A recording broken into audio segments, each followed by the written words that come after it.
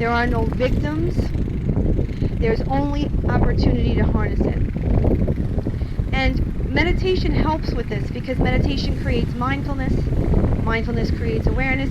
And if you're aware of yourself and you're aware of the type of thoughts that you're thinking and the effect that that thought has on your life and the lives of the people around you, that's what gets the ball to start to roll. So there's so many aspects to this eclipse. There really is. It's really magical. It really is. It's a magical experience.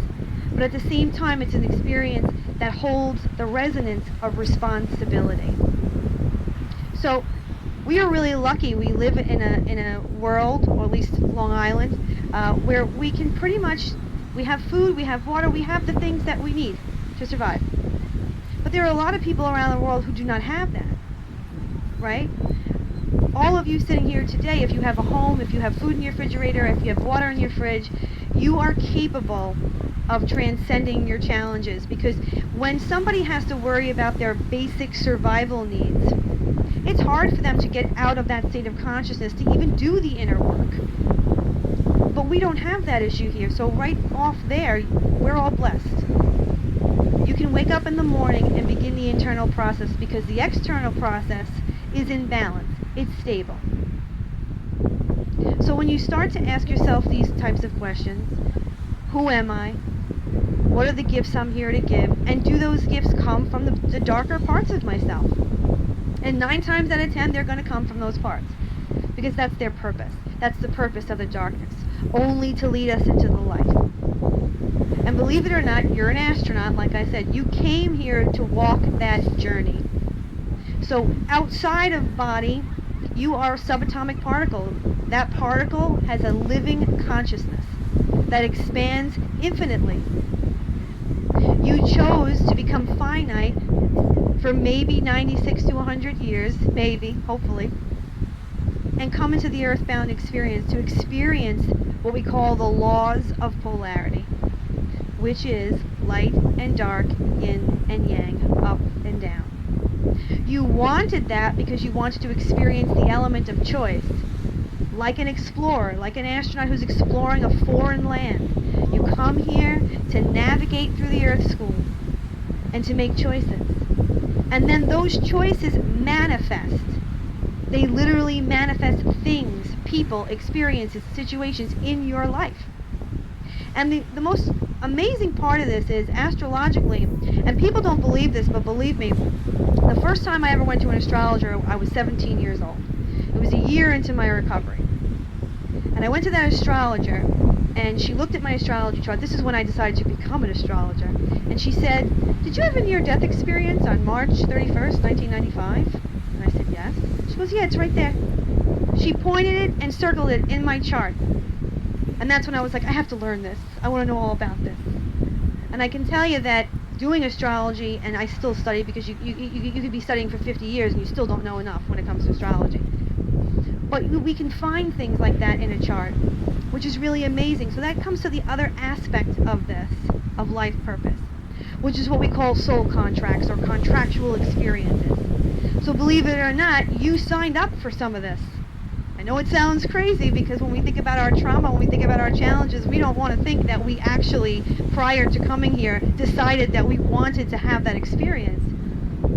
But what if you did? How does that change how you react to the experience itself?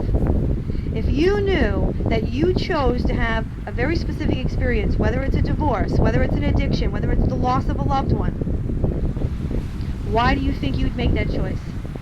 Most likely because you put another side of it in your chart.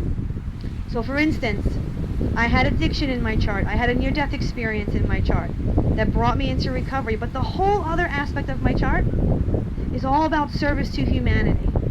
And right after that March 31st, 1995 leaves my chart, 6 planets come into a very specific space. And it's the space of healing and service to humanity.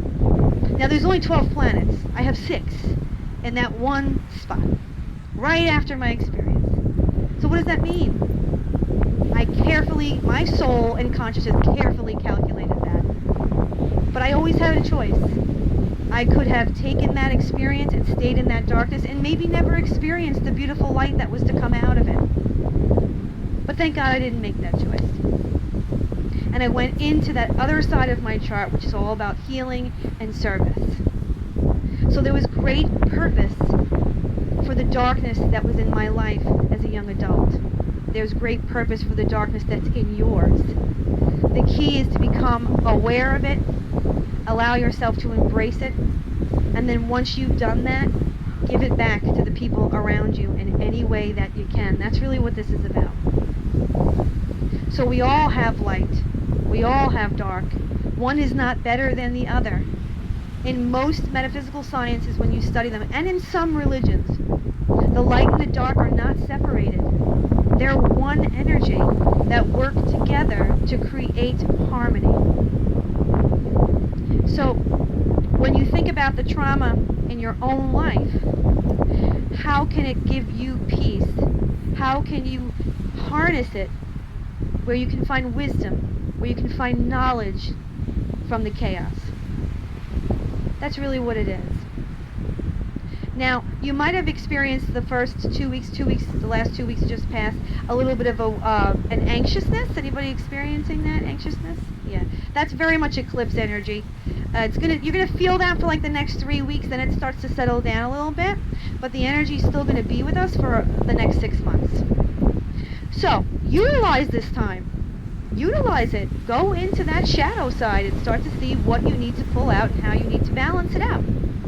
And then how you're going to give it back to the world. Because for the next 6 months, you're going to have a heightened opportunity, more of a chance to be able to do that. Now, the chance and opportunity does not go away in 6 months. You'll have it for the rest of your life. But you might as well try to do it when the energy is supporting it. Right? Because it's easier. And you can actually have an accelerated healing process if you do it during the time where you're aligned with it, which would be the next 6 months. So when we get into spirituality and we talk about spirituality, most of the time people tend to stay in that lighter side, the beauty of it, the angels, all that stuff, which is wonderful. But we have to talk about this side of it because this is where we're rooted.